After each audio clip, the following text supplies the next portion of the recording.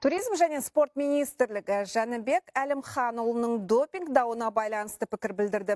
Вице-министр Бұлғары қолғап шеберінің тыйым салынған затты қабылдамағанына сенімді. Қазір кәсіпқой боксшының командасымен байланыста және жан-жақты қолдау көрсетуге дайын екенін айтты. Қажет болса, осы жайтқа құқықтық алаңда баға бере алатын халықаралық сарапшыларды тарталамыз дейді. Сондай-ақ ол алдын ала қорытынды шығаруға асықпауға шақырды. Ресми ақпарат күту керек. Біріншіден, екіншіден, әрине әрбір спортшының осындай кезде болған кезінде өзінің құқықтық қорғау тәсілдері де бар, мүмкіндігі де бар.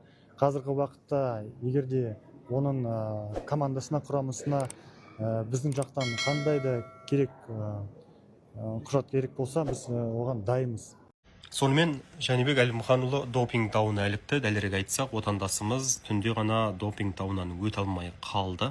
Енді оның қарсыласымен болатын, яғни Исландиялар арасындағы жекпе-жек ресми түрде тоқтатылды. Қазақстан Республикасы бокс федерациясы да хабарлады. Дегенмен де Жәнібек бұл мүмкін емес дегенмен де шын айтқан кезде ұйымдастырушылар Лараға шұғыл түрде жаңа қарсылас тауып берді. Енді оның орнына бейнесі болып шығады. Жалпы бұның алдында да Жәнібек салмақ өлшеуден өте алмай қалды. Енді міне допингтен өте алмай қалып жатыр. Жалпы менің ойымша Жәнібек командасын ауыстыру керек. Жанкүйер ретінде айтып отырмын. Немесе Жәнібек Әлімханұлы басқа бағытта жұмыс істейтін промоторлар табу керек, тағысын тағы білмеймін, әйтеуір мынау Жәнібекті жақсылыққа апармайды. Сіздер қалай ойлайсыздар? Пікірлеріңізді төменге жазып кетіңіздер. Жәнібек Әлімханұлының жекпе-жегінің өтпей қалуын көбісі букмекерлік кеңсемен байланыстырып жатыр екен. Шынын айтқан кезде букмекерлік кеңселердің ешқандай қатысы жоқ. Ол Қазақстандағы дүние, ал бұл жақта басқа әлем ана жақта. Сондықтан бұл әр жекпе-жегінің алдында айтады. Бұл бір. Екіншіден, жалпы біреулер аяғын шалды, пәлен түген дейді. Ешкім аяғын салған жоқ. Шынымен де қателік болды. Допинг табылғанында растап жатыр қазір сол қауымдастық. Қысқасы, Жәнібекке меніңше оның алдында салмағын өте алмай қалды. Командасын ауыстыру керек деп есептеймін. Шын айтқан кезде. Анау қазақылық, мынау пәлен, мынау түген деп шоу керек халыққа. Жалпы Жәнібек қызық емес қазір бокс әлеміне. Головкин секілді, Жәнібек салмақты адам, ондай шоу жасауға келмейді дейді. Бейтербиев те салмақты адам, Бейвол да салмақты адам. Олардың барлығынан былайша айтқанда бантик жасады командасы. Қазір Бейтербиев пен Бейволдың үшінші бойын күтіп отырмыз барлығымыз.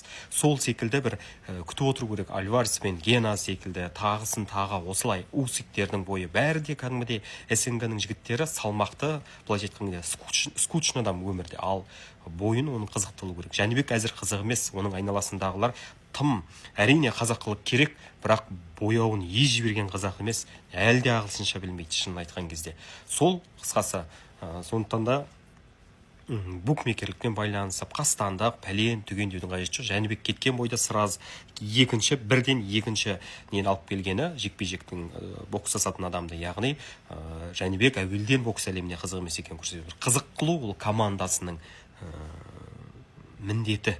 Ал командасы шын айтқан кезде негізі былай ғой деп айтқан адамның әрбірімен салқыласып жүр, әрбірімен комментарийге жауап беріп, сұхбат бергісі де келмейді.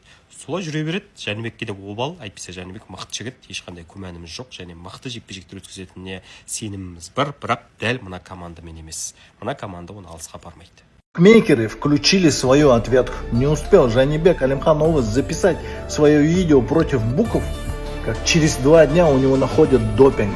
Какой-то вонючий мельдоний. Если вы думаете, что это совпадение, то вы просто наивный ребенок, потому что здесь, в Америке, всем заправляют буки. Они главные спонсоры на всех телеканалах, на всех главных спортивных мероприятиях. Поэтому, чтобы добиться справедливости, нужно распространять правду. Поделись этим видео, чтобы добиться справедливости. Жәнібек Әлімханұлы допинг тесттен өте алмай қалды. Бүкіл әлемдік бокс ұйымы Жәнібек Әлімханұлының қанынан тыйым салынған препарат табылған растады. Енді оның Исландиялармен 6 желтоқсанға жоспарланған жекпе-жегі өтпейтін болды. ВАДА антидопинг ұйымының есебіне сенсек, Әлімханұлының сынамасынан мелдониум табылған. Бұл препаратты қолдануға 2016 жыл тыйым салынған. Боксшымыз да қалыс қалмады. Ол осы жаңалық шыға сала әлеуметтік желідегі парақшаларында тек әділ спортты қолдайтынын, рационын өзгертпегенін жазды. Әлімханұлының бірінші сынамасы таза шыққан. Енді ол қайтаран анализ тапсырмақ. Бұл жекпе-жекте жеңген боксшы WBO, IBF пен WBA титулын біріктіріп абсолют чемпион болуға жол ашатын еді. Қазақ жанкүйерлері бұл оқиғаға Жәнібектің аяғынан шалу деп баға беріп отыр. Жәнібек Әлімханұлы 17 жекпе-жектің бәрін жеңіп WBO мен IBF белбеуін таққан боксшы. Ал оның жұдырықтаспақ болған қарсыласы Лара 31 жеңіске жеткен WBA чемпионы еді. Енді Жәнібектің орнын венесуэлалық боксшы Хуан Гонсалес баспақ. Жанибек Алимханұлы отменен в связи с тем, что в допинг-пробе Жанибека Алимханұлы обнаружен положительный допинг в Медоне. Сейчас Жанибек Алимханұлы сам и его команда совместно с нами на связи. И мы всецело поддерживаем его стремление доказать, что он не принимал допинг. По крайней мере, мы в него и его команду верим. И уверены, что компетентные антидопинговые организации в полной мере разберутся с сложившейся ситуацией. Делать какие-то сейчас выводы, я думаю, что преждевременно еще. Однако факт есть факт, бой отменен, мы будем ждать исхода этих событий положительных. Оған дейін ауырғанына байланысты дәрі қабылдады дейді. Сол дәрінің құрамында болуы мүмкін деген ойлар айтылып жатыр да, оған қатысты айтасыздар.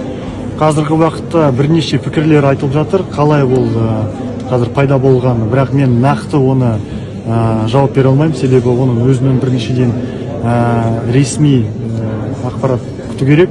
Біріншіден, екіншіден, әрине әрбір спортшының осындай кезде болған кезінде өзінің құқықтық қорғау тәсілдері де бар, мүмкіндігі де бар. Қазіргі уақытта егерде оның командасына, құрамасына біздің жақтан қандай да керек құжат керек болса, біз оған дайынбыз. Көмектесуге әрине.